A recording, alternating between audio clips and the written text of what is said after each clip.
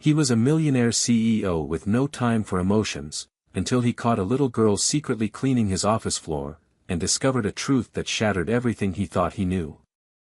Nicholas Hale didn't believe in accidents. To him, everything in life could be controlled, measured, predicted, if not by logic, then by numbers.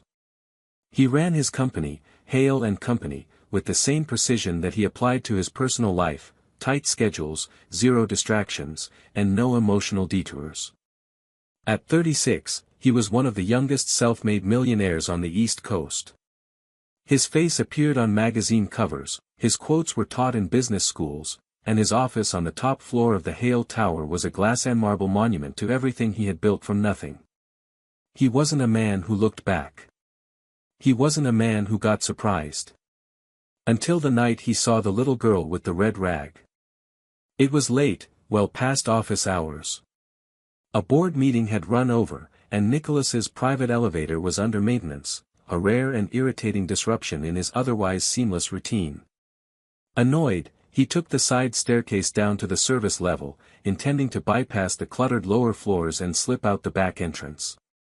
The hallway he entered was dim, lined with janitorial carts and mop buckets, the air sharp with the scent of cleaning chemicals. He had never walked this part of the building before. Normally, people cleared space for him. This time, he stepped into a world he had never been meant to see. And then he saw her. She couldn't have been more than 8. Blonde hair tied into a loose ponytail. Blue eyes wide and focused. She wore oversized yellow rubber gloves that nearly swallowed her arms and held a faded red rag in her hand. She was on her knees, scrubbing the marble floor, his marble floor. The scene didn't compute. Nicholas stopped mid-stride, his expensive leather shoes clicking once against the tile before going still. She looked up, startled but not afraid. He expected her to jump, to run, to explain herself with tears. But she didn't. She simply sat back on her heels and stared at him, panting slightly from the effort, her little chest rising and falling beneath a janitor's apron that clearly didn't belong to her. "What are you doing?" he asked, his voice sharper than he intended. "I'm cleaning," she said. "My mom's sick. If I don't do her shift, she might get fired." Her answer left him speechless. This girl wasn't sneaking in to cause trouble or to play pretend. She was working. In a corporate skyscraper. Alone. At night. He crouched down, carefully, unsure of how to speak to a child who was doing something no child should be doing. "What's your name?" "Sophie," she said. "My mom's name is Leah. She works here. Usually at night." Nicholas felt the ground shift beneath him. Leah Brooks. He recognized the name from an employee roster, a contracted night cleaner from a third-party service. He had never met her, had no reason to. She existed in the fine print, like most of the people who scrubbed the fingerprints off his glass walls while he slept. Sophie wiped her forehead with the sleeve of her oversized sweatshirt. "I tried to finish the hallway. But the bucket's too heavy." Nicholas didn't know what to say. He, a man who had once given an impromptu speech to 3,000 investors with no script, now found himself speechless in front of an 8-year-old with calloused little hands. He stood up slowly and said the only thing that made sense. "Let me help." But the girl shook her head. "No. You'll get in trouble.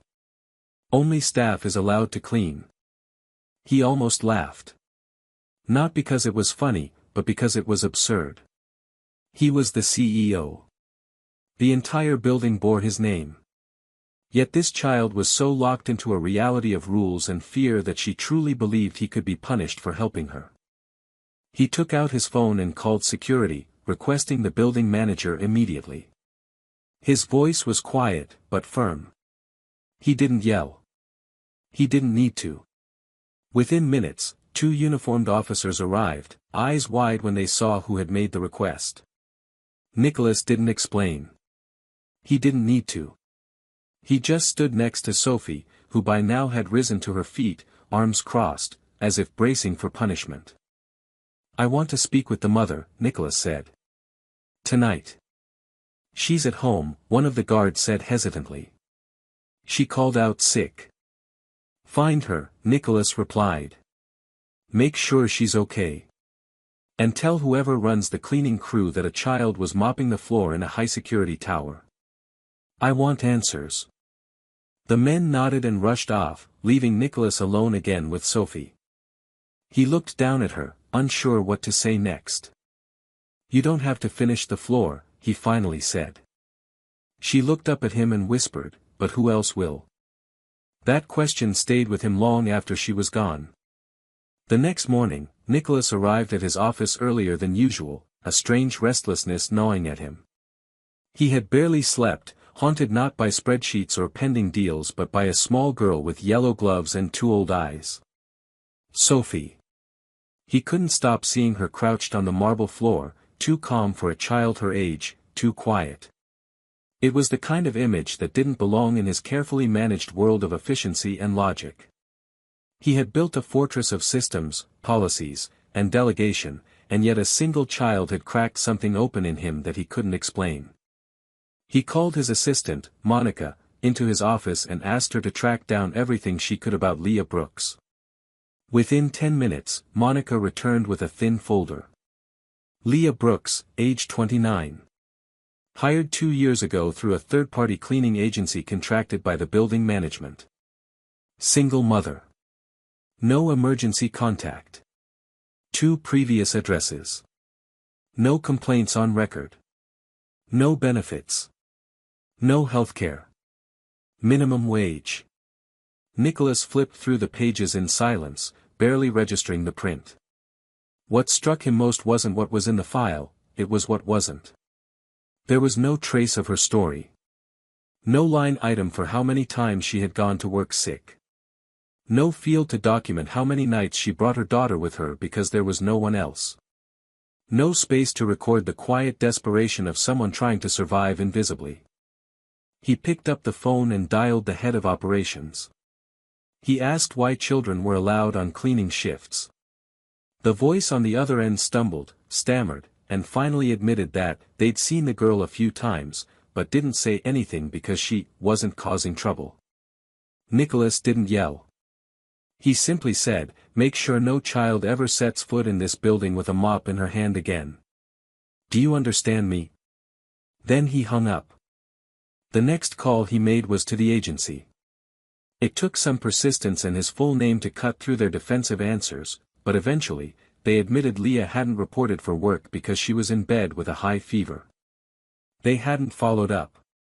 They assumed she'd be back when she could afford to be. Nicholas asked for her address. They hesitated, privacy policy. He didn't care. He said he would take full responsibility. Within an hour, he was in the back of a town car on his way to a small apartment in a forgotten corner of the city. The building was gray, water-stained, and barely insulated against the cold. He climbed 3 flights of stairs before knocking on door 3B. There was no answer at first. Then he heard a lock shift and the door cracked open. Leah Brooks stood there, pale and exhausted, wrapped in a blanket, confusion in her eyes as she realized who he was. I don't understand, she said, voice hoarse. Is something wrong with Sophie? She's fine, he said gently. But she shouldn't have been cleaning your shift last night. Leah closed her eyes, the weight of shame settling into her face. I know. I didn't want her to. I told her not to. But she thought if she didn't, we'd lose the job. I didn't know she'd actually go. Nicholas didn't speak for a moment. Then he asked, can I come in? She hesitated, then stepped aside. The apartment was clean but worn. A couch with patched cushions. A small kitchenette. Sophie's backpack hung by the door, her shoes neatly lined up underneath. On the table was a note written in childish handwriting, *, Mom, I'll be back. Love you. *. Leah sank into a chair. I've never taken her to work to clean. Never. But sometimes I bring her because I can't afford a sitter. And the neighborhood, well, I don't trust it. Nicholas sat across from her. He looked around and saw everything he'd never had to notice in his world of boardrooms and private jets. This wasn't neglect. This was survival. You shouldn't have to make choices like this, he said finally. She laughed, a bitter, exhausted sound. Tell that to the landlord, the utility company, and the school that called me 3 times this week because I didn't send in a field trip fee. He didn't know what to say. So he said the only thing he could. I want to help.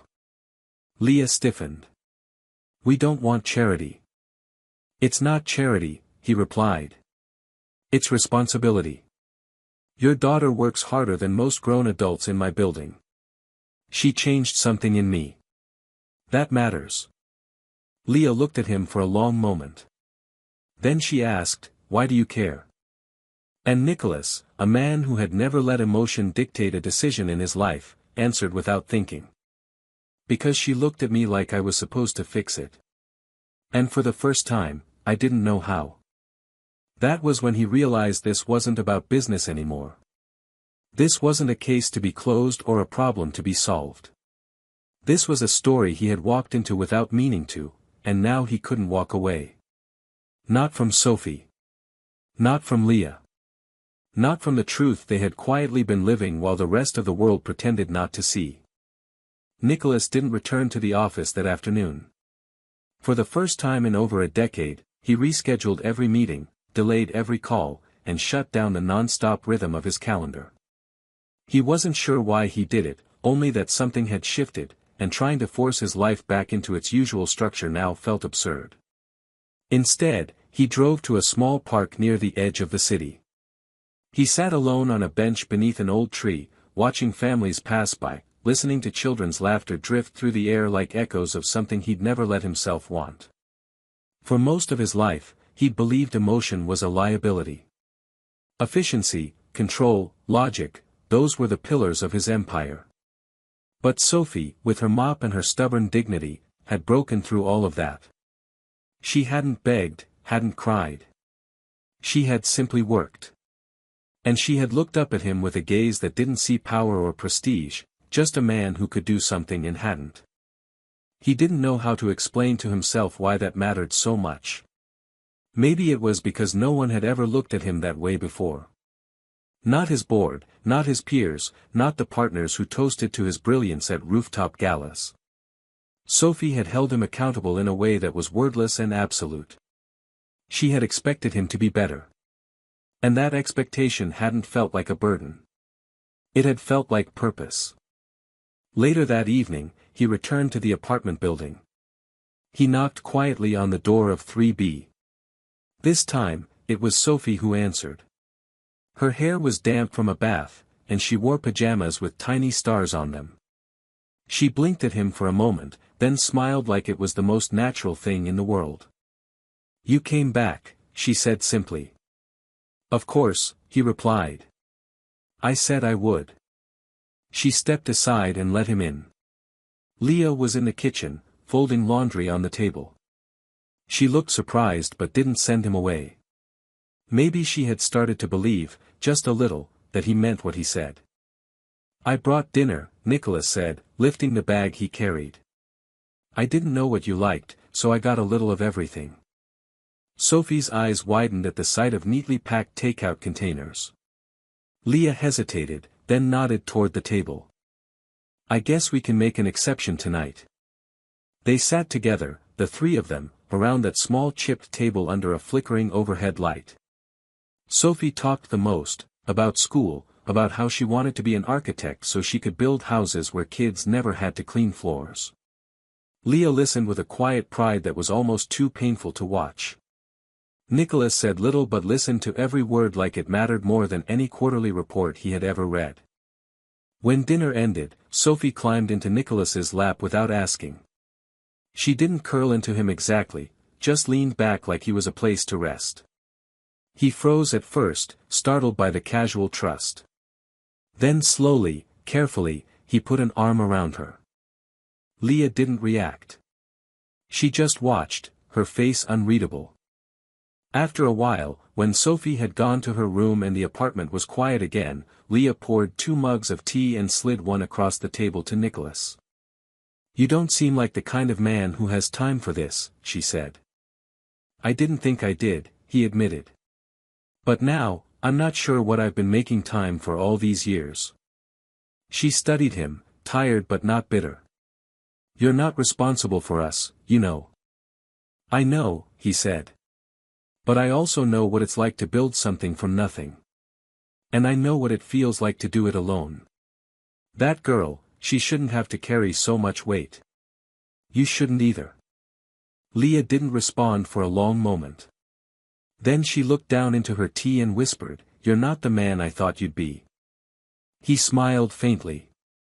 "Neither am I." When he left that night, Sophie hugged him at the door.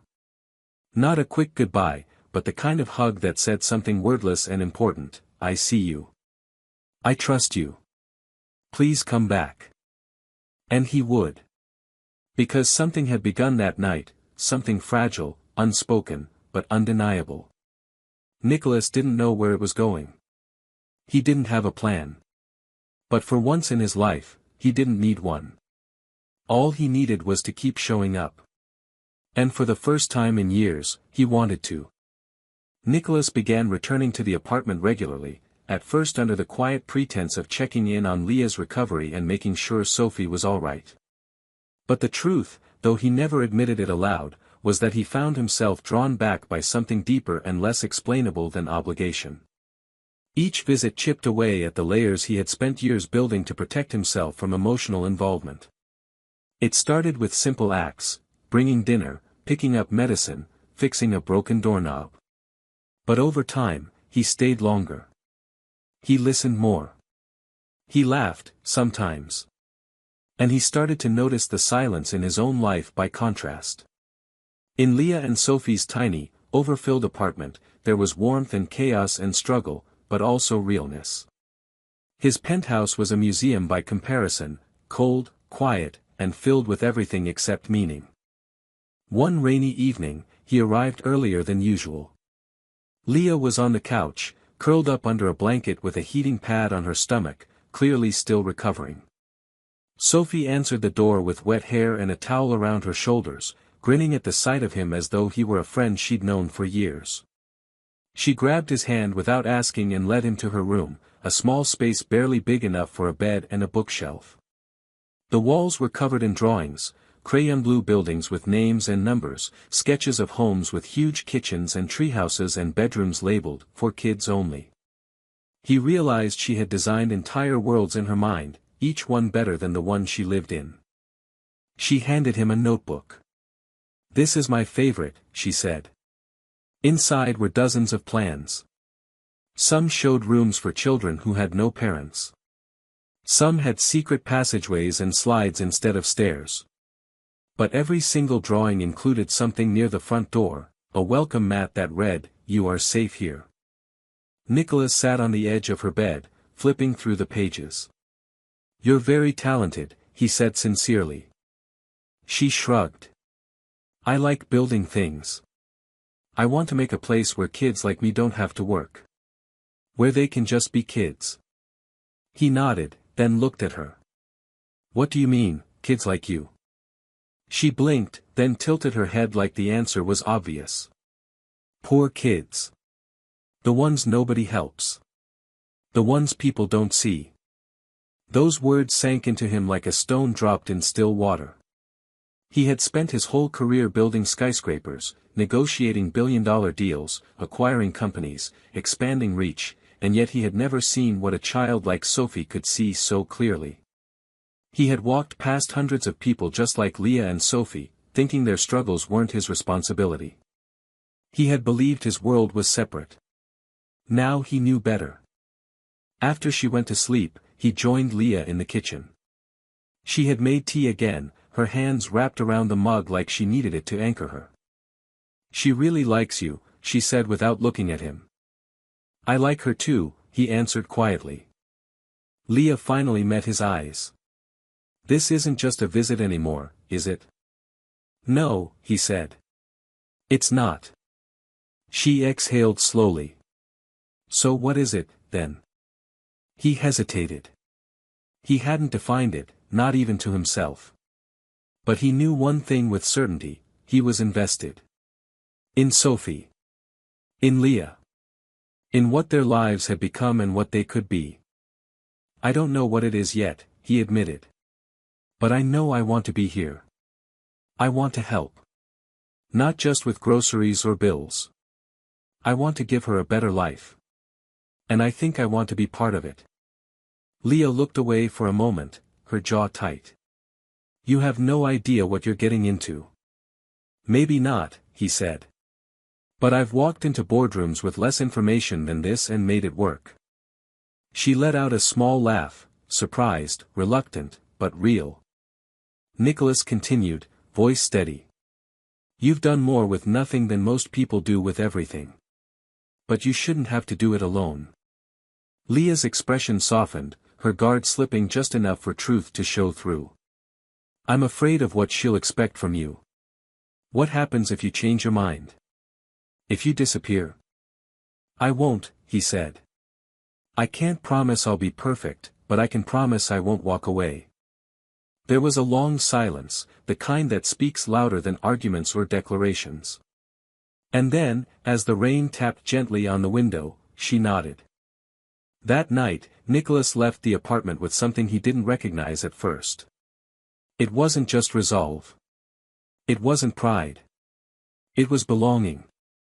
For the first time in his life, he was beginning to understand that building something meaningful wasn't about profit margins or clean designs. It was about staying when it was hard, showing up when it wasn't convenient, and choosing people over plans. And he knew then, whatever this became, however far it went, he was all in. The following few weeks passed with a rhythm that Nicholas had never known but quickly grew attached to. His days still began in conference rooms and ended with emails, but somewhere in between, they now included coloring books, grocery runs, broken toasters, and late-night math homework. He began stopping by Leah and Sophie's apartment regularly, not as a visitor, but as someone who belonged. He never said it aloud, and neither did Leah, but they both felt the shift. The apartment no longer felt like a place he passed through, it felt like somewhere he returned to. Sophie had begun treating him like a fixture in her life. She saved him drawings, greeted him with the same enthusiasm as if he'd been gone for a week even when it was only a day, and once proudly introduced him to a neighbor boy as, the guy who fixed the heater and also kind of acts like my dad sometimes. That sentence, spoken so innocently, had stuck with Nicholas like a seed buried in his chest. He hadn't earned the title. Not yet. But he felt the weight and possibility of it every time she looked at him like he was something solid in her life. And for once, he wanted to be. Leah, however, was more cautious. She never directly challenged his presence, but he could feel the quiet hesitations in her body language. She never asked for help but never turned it down either. She didn't thank him constantly, which he appreciated, it meant she didn't see him as some savior. She saw him as a man who had made a choice. And Nicholas knew that if he ever broke that choice, if he ever pulled away or left, he wouldn't just be hurting Leah and Sophie. He'd be proving that their world was still fragile, still temporary. So he didn't pull away. He stayed. One particular night, Sophie had trouble sleeping. Leah had fallen asleep early, still not fully recovered, and the apartment was quiet except for the ticking of the old kitchen clock. Nicholas sat in the living room reading reports on his tablet, but he set it down the moment he saw Sophie standing in the doorway of her bedroom in her star-patterned pajamas, holding her blanket like a shield. I had a bad dream, she said, barely above a whisper. Without needing instruction, he opened his arms, and she walked to him, crawling onto the couch beside him and curling against his side. He didn't speak, didn't ask questions. He simply wrapped his arm around her and waited. After a few minutes, she spoke again, softly, almost too quietly to hear. In the dream, Mom disappeared. And I couldn't find her. He looked down at her. Her eyes were open, but she wasn't really looking at anything. She was remembering something that probably wasn't just a dream. "She's here," Nicholas said gently. "She's not going anywhere." Sophie didn't respond. She just buried her face into his shirt. He sat like that for almost an hour, unmoving, holding her as she drifted back into sleep. At some point, Leah woke up and came into the living room. She stopped when she saw them, Nicholas sitting still in the half-dark, Sophie asleep in his arms, both of them breathing slowly and in sync. "She used to have those dreams a lot," Leah said quietly, moving to sit on the floor beside the couch. "I figured," Nicholas answered. "She's never gone to anyone else after," Leah added. "Only me." Nicholas didn't say anything for a moment. Then he looked at Leah. "I think she's starting to believe she's safe." Leah smiled, but there was something sad in it too. "She deserves to feel that. We both do. I just don't know if it'll last." "It can," he said, more certain than he had ever been about anything. "If we build it right." Leah nodded slowly. "That's the thing, isn't it? Building. Not just patching. Not fixing. Really building something new." Nicholas looked around the small, worn apartment and realized that despite the peeling paint and second-hand furniture, this place had become the foundation of everything that was beginning to matter to him. This was where he learned patience. Where he stopped thinking in bullet points. Where he started to feel human again. That night, after Leah carried Sophie back to bed, Nicholas stayed a while longer. He and Leah talked, about nothing, about everything. Their pasts, their fears, their futures. They didn't talk about labels, didn't try to define what was forming between them. But it was there, like the first outline of a house on a blueprint, no walls yet, no roof, but strong lines, careful lines, lines meant to last. When Nicholas finally left, the sky was beginning to lighten. He walked through the quiet streets with his hands in his pockets, his mind not on profit margins or contracts, but on Sophie's dream, and the way her breathing slowed when she knew someone was there. And in that quiet, he realized something that frightened him, but didn't make him turn away. He didn't just care about them. He needed them. And for the first time in his life, he wasn't afraid to admit it. News never stayed quiet for long in Nicholas Hale's world, no matter how discreetly he moved. For weeks, he had been balancing two lives, his public one, where he was still the calculating CEO of Hale and Company, and his private one, where he spent evenings reading bedtime stories and learning how to braid Sophie's hair.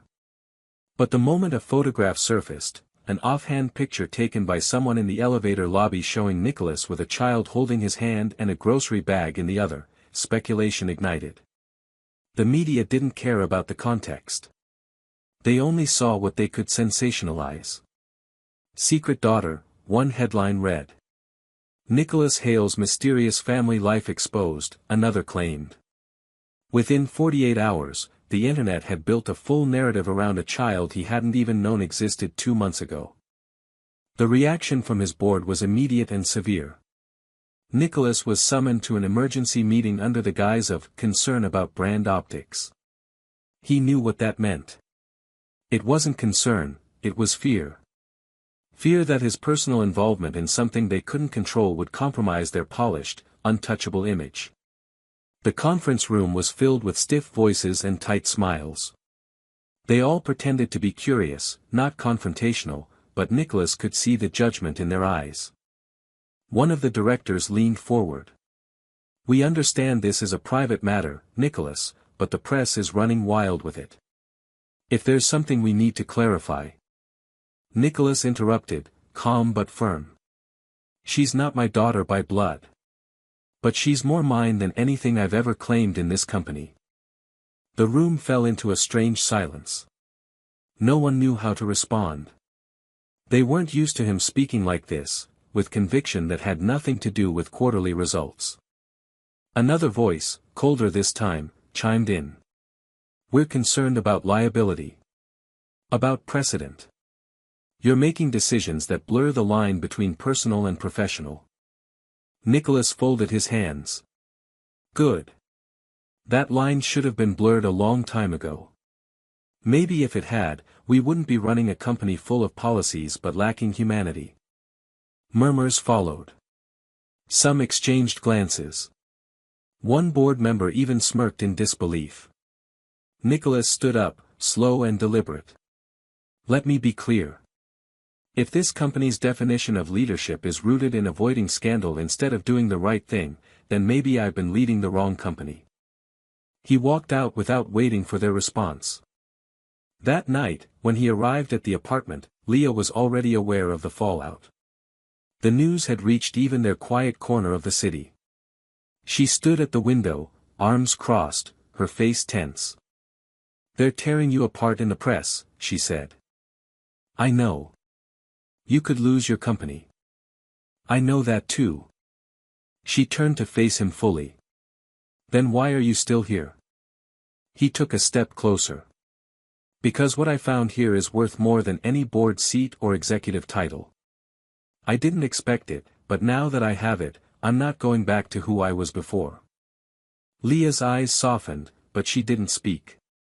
Not yet. I want to be part of this family, Nicholas continued. Whatever form it takes. Not just now. Not until the news quiets down. I want the long nights and the homework and the hard conversations. I want to be here when Sophie graduates 5th grade, when she builds her first model, when she forgets where she put her shoes for the 100th time. He stopped, then added, and I want to do it with you. Leah stepped forward slowly, her voice quieter now. You're not afraid. I'm terrified, he admitted. But I've been afraid of the wrong things my whole life. Losing control. Looking weak. Now I'm afraid of losing something real. They stood in silence, just inches apart, the hum of the city filtering in through the window. For Leah, trust was not something she gave easily, and for good reason. But she saw it now, the change in his eyes, the exhaustion in his posture that came not from work but from caring, the gentleness he had never needed in a boardroom but now wore like armor. He wasn't here for show. He wasn't here to fix them. He was here to stay. Finally, she nodded. Then stay. And he did. That night, as Sophie curled up beside him on the couch again, the television playing softly in the background, Nicholas realized he wasn't juggling 2 lives anymore. He was living one. And for the first time in as long as he could remember, he didn't feel divided. He felt whole. Autumn settled into the city with quiet certainty, painting the sidewalks in soft gold and the trees in deep rust. For Nicholas, the change in season felt symbolic. What had begun as a disruption to his perfectly curated life had grown into something far more permanent, something he hadn't planned for but had come to need. His world, once defined by deadlines and sterile hotel rooms, now included warm dinners cooked in a tiny kitchen, sticky notes from Sophie left in his coat pockets, and quiet nights spent with Leah on the couch, the television forgotten in the background. His penthouse remained empty most nights, his tailored suits increasingly replaced by sweaters and jeans worn comfortably among cluttered art supplies and school projects. Slowly, without declaration, he had moved into their lives not as a guest, but as someone expected. Wanted. Known. Leah, though still cautious, had allowed the walls around her to lower. Not all the way, there were still moments when she pulled back instinctively, when her eyes grew guarded in conversations that grew too intimate or hinted at permanence, but she had begun to let him carry some of the weight. She let him take Sophie to school. She let him sit in on parent-teacher meetings. And when she was tired, she let him hold her hand without feeling like it was charity. That kind of trust, Nicholas understood now, was more valuable than anything in his portfolio. It wasn't dramatic. It was quiet. Earned. One evening, after a long day at the office he now barely recognized as his domain, Nicholas returned to the apartment with a large, flat box tucked under his arm. Sophie greeted him at the door with paint smudged on her cheeks and a grin that made the day's tension evaporate instantly. "What's that?" she asked, pointing at the package. He knelt beside her and opened it slowly. Inside was a custom-framed version of one of her drawings, the one she had proudly shown him weeks ago, the building with the sign that read, "You are safe here." He had scanned it, enhanced the colors, printed it on quality paper, and had it framed professionally. "This," he said, "is going on the wall. Right next to where everyone can see it." Sophie stared at it for a moment, her mouth parted in awe. Then she threw her arms around his neck with so much force that he nearly fell backward. Leah came out of the kitchen, wiping her hands on a towel, watching the scene with a softness in her gaze that she rarely allowed herself. "You didn't have to do that," she said. "I know," he replied, glancing up at her. "But I wanted to." That night, they ordered pizza and ate it on the floor, watching an old animated movie that Sophie loved and Nicholas pretended he didn't enjoy as much as he did. Leah leaned against him, and when he wrapped an arm around her shoulder, she didn't pull away. Instead, she let her head rest there and closed her eyes for a moment. They didn't need to speak. The stillness between them was not empty. It was full, of effort, of forgiveness, of beginnings. Later, after Sophie was in bed, Nicholas and Leah sat on the small balcony, wrapped in a shared blanket, cups of tea warming their hands. The city glowed around them, soft, far away, no longer the center of his identity. Leah was the first to speak. "She keeps asking me if she can call you something else." He raised an eyebrow. "Like what?" "She doesn't want to say it unless you say it's okay." His chest tightened. "What is it?" Leah looked at him, eyes unreadable but full. "Dad." Nicholas was silent. For a moment, all the noise of the city, the weight of his past, the shame of what he had ignored for so long, came crashing down around that single word. Not because he didn't want it, but because he wanted it so much. "She doesn't need to ask," he said finally, voice rough. "She already does." Leah reached over and took his hand. They sat like that for a long time, the night cool and quiet around them. In that moment, Nicholas realized he had crossed a line he would never come back from, and he didn't want to.